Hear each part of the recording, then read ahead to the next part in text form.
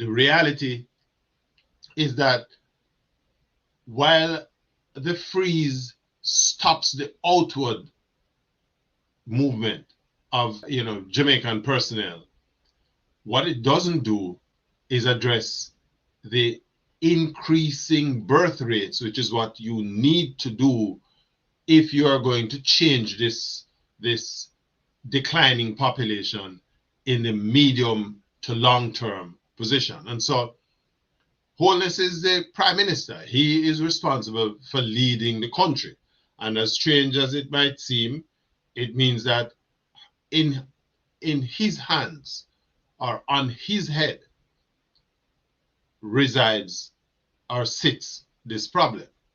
Now, the prime minister in his call to the people in the diaspora is emphasizing that the government, needs to create the conditions that attract a return of skilled talent